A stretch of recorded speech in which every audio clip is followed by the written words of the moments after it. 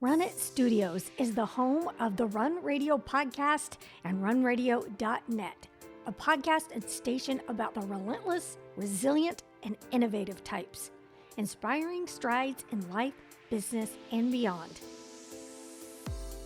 Welcome back to the Run Radio podcast. My name is Trina Wilcox, and we talk about running things literally and metaphorically, and a lot of things that we all run is our course in life, our direction that we go for our careers. And we've got a couple of interns with us today that have been working alongside Missouri's Cybersecurity Center of Excellence. So, welcome, JD and Christopher. How are you guys today? Doing well, Hello. thanks.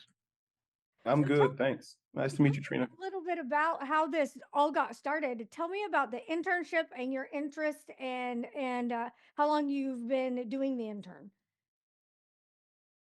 We'll start with JD. So I've been in the internship since let's see, beginning of November. So going on about 5-6 months now. My interest in the program came from completing, a few things people said would get you a job in cybersecurity, and then realizing that there's not a really great way to get experience in a cybersecurity role without getting a job, and a lot of jobs won't take you without experience. So I saw MCCOE as an opportunity to gain that experience and kind of bridge that gap in my life. How about you, Christopher? Yeah, so I started with MCCOE in September, so nearly about 8 months now. Same as kind of with JD. With going to school, I found that the field was a little bit more broad and kind of hard to figure out exactly what it is that the employers might have wanted. So I was introduced to MCCOE by Iris Kitchen, and she since I've been here, it's helped me to narrow my focus on where I would like to go with cybersecurity and stuff, and as well as helped me to gain some experience in the field as to what the employer is actually looking for. So yeah, it's been a cool ride so far.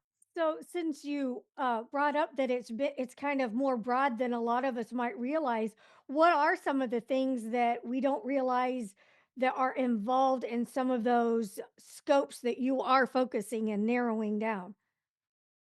Yeah, so it's a pretty big field. I mean, even when I first started, I probably had the narrowest view. I'm like, hey, I'm going straight into cybersecurity, and so what I want to do is like, help keep people's private information secured and stuff like that. But going through my courses in school, I've learned that there's a whole like big facet to it. There's compliance. There's understanding the difference between just hacking and then ethical hacking. There's a whole set of principles and rules that you need to follow with things. So since coming to MCCOE, I've learned that, okay, there's the route for red team, blue team, pen testing, there's SOC, there's analysts, stuff like that. So it's kind of like helped me figure out that there's areas for compliance, there's areas for, like I said, analysts and stuff like that. And I myself more so want to lean toward the analyst area. Oh, good. How about you, JD? Did you feel like it was more broad than you realized, or were you pretty cognizant that it was a big field? Absolutely. When I first decided to pivot into this a couple of years ago, I was brought in through a boot camp that the VA put me in, and didn't realize what a broad field cybersecurity was. They covered a lot of, different aspects of it, blue teaming, red teaming, governance, risk, and compliance. And even within those areas, you'll start to hone down like, okay, so I'm interested in red teaming, but what specific aspects of red teaming are you interested in? You can do anything from web application pen testing to, becoming really specialized in like getting into Active Directory environments, which, a lot of enterprise companies run. Um, Deceptive technologies where people put out, honeypots to try to fool attackers into, trying to come after different, files and servers. So, you can really like keep narrowing it down, and become really specialized in one area. So yeah, I didn't realize how broad it was, and have definitely taken my time trying to narrow down, what I'm specifically interested in. You each mentioned teams and colors. What's that mean? So red teaming is more offensive security, more an attacker side. Oh, okay. And then blue team is a defender side. And then there's something called purple team, which kind of blends the two. And that's a little bit newer take on cybersecurity, having the red teams and blue teams work together on an attacker defender scenario. When it comes to cybersecurity, it's always good to have a proactive approach, and to sit in a reactive stance is not really a good thing because that leaves you waiting for what could happen next. In most cases, the attackers are very advanced in their attempts to break into people's, systems and whatnot. So with the concept of the red team, you want to be able to take a preemptive approach toward compromising your own system so you can make sure of, what kind of issues you might be having or what kind of holes might be there so you can preemptively patch preemptively patch this situation. So when you have to deal with actual attackers, that's one thing that you can be better off with. Blue team side, definitely, as JD mentioned, is more of a defensive approach to cybersecurity, like bolstering your own networks and making sure they're good. But they work with the two working together in tandem, being like in the purple team aspect. It does a good thing for like making sure that you kind of go from the inside and the outside to make sure that everything is secure. As a typical end user, my number one priority is making sure I'm doing right by my passwords. And I think a lot of us don't realize how vulnerable we are with so many things. What, from each of your perspective, are some of those things that you learned that the average end user needs to be more aware of and take action on? For average end user, I would say, yeah, obviously, strong passwords, passphrases even, which is, a longer, more like a sentence. You can switch it up with special characters, numbers. I've met people that use different languages and combine different languages even, That's a good which idea. is neat. Always, applying updates, making sure your system's patched and everything's up to date, all the security signatures. Um, and phishing emails, just being super aware that people are going to try to get you to click on something that is malicious, and you should just constantly be aware of those things. Yeah, in the vein of the situation with the password, yeah, like, I mean, everybody likes to keep things simple. Nobody wants to, have to refer back to a book or something when they trying to remember what their password is. And it can be complicated and annoying to have to do like 13-letter passwords and things. But with that being said, simple passwords are very easy to guess. And in most cases, there are people out there trying to crack your passwords. They have things like rainbow tables, and they do dictionary attacks and stuff like that. They have things where they can guess easily guessable passwords. So one of the best things I would say for people in that aspect is, yeah, it may be a little bit more complicated, but at the end of the day, your safety matters. So you should definitely be more mindful of what kind of passwords you set. Try not to do things like pet names and things like that. And if you are going to do something like that, make it a little bit more elaborate. Don't keep it like super simple. Aside from that, yeah, that's that's one of the simplest areas anyway. Yeah, I, those are good. I would also add use multi-factor authentication whenever possible. I know it's not always the most convenient thing in the world, and sometimes it, even just getting into this podcast chat was kind of an effort for me, but it will save you a lot of the times. It makes it way more difficult for an attacker to get into your stuff. Yeah. And as businesses and individuals, we are really grateful to go the extra mile in an effort to protect ourselves and not panic. What are some of the things that you feel like businesses should be doing to protect everything that they've worked so hard to build and are building? um, so if I think that businesses I mean, a lot of businesses really should take their security, especially when it comes to cybersecurity, a lot more serious. I know in some of the organizations I work for, just to be honest, password sharing has been an issue. Like management may not want to deal with a certain issue, so they'd be like, "Hey, listen, use my password, log in, put your information in there, or here, I'm gonna slide you a piece of paper. You write your password information down on there and give it to me, so we can get access, and I can fix this stuff for you on your behalf and things." So I think businesses really should crack down on stuff like that. Phishing training and security awareness for employees is a good thing too. That's something they need to focus in on. Did you? Yeah, I would say make sure you're applying updates and patches. New vulnerabilities are found almost daily, probably daily at this point. So just make sure you're, updating to the latest uh, patch and stuff that you can apply. Um, Not using default credentials. I've seen some wild stuff out there where there's been services running where it's just, the default login credentials, and it's, super easy for the attacker to just get right in. Very low hanging fruit is what we call it. So, things like that are very important.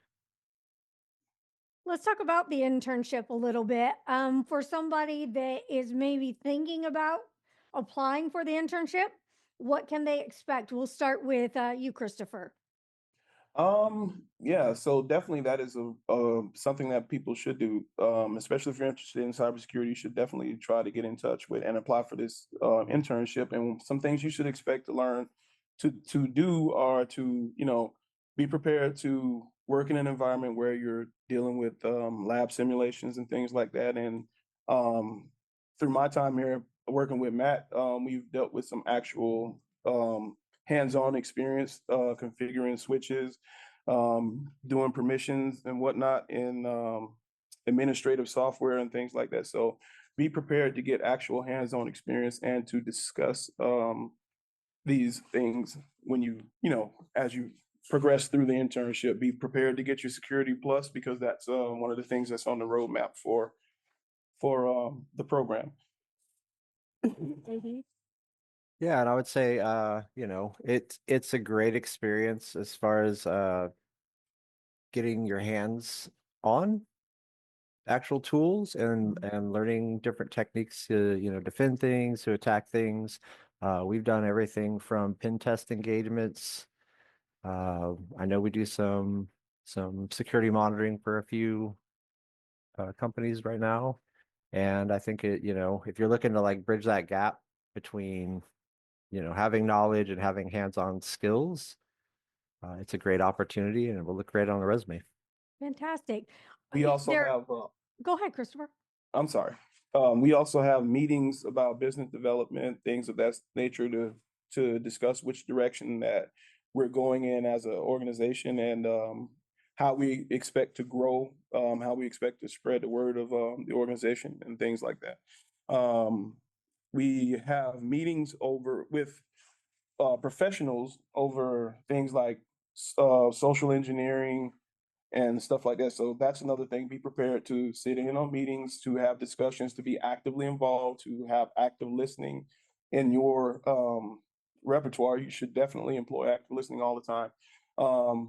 Just be prepared to network and meet with people. What is the time commitment someone could expect on a weekly basis, and then how many months approximately for the internship? So as I've understood, at least 2 hours a week in house in the SOC is what's expected. At least 10 hours a week of engagement with the stuff that we are doing. And I believe it's an actual year-long program. Okay. Anything else that you guys would like to add talking about the internship or cybersecurity in general? Coming from where I come from, I'm originally from Columbus, Georgia. I moved to Springfield, Missouri in October of 2020, and I worked for a different company altogether. Since joining MCCOE, I have definitely found experience that I did not get previously where I came from. Back home, I did acquire an associate's degree in microcomputer specialist and 2 diplomas, and was like 1 class off from another associate degree. But none of which, after leaving school, did I find opportunities where I could get hands-on experience for IT stuff, let alone, deciding later on around 2018, I was like, okay, you know what, I need to go back to school and I want to do something different and I wanted something. So I chose cybersecurity, started going through that, started doing it with my school, got further along in my program, and now wondering like, what does that all mean? How does that all get applied? So to kind of go back to what we were saying earlier, since joining this organization, I've gained perspective on the path that I want to traverse, so to speak. It doesn't just look like, oh, hey, I want to go into cybersecurity analyst, pen tester, SOC, analyst or something like that. It looks like, okay, this is the direction I want to start in, but from there, I want to grow out to here, here, and here. So it's been beneficial for not just giving me a direction, but helping me to determine and interpret a direction, Very if that good. makes sense. Yeah, good, good. It's a wonderful opportunity, and I hope many people come through and become interns and take advantage of this. Yeah, There's a lot of hard work that's gone into it. There's a lot of hard work from upper management and senior people in staff that are making sure that we have the funding, we have the equipment, we have the instructors, and we have the direction that we need to grow the cybersecurity presence in Missouri. very good. Thanks so much, JD.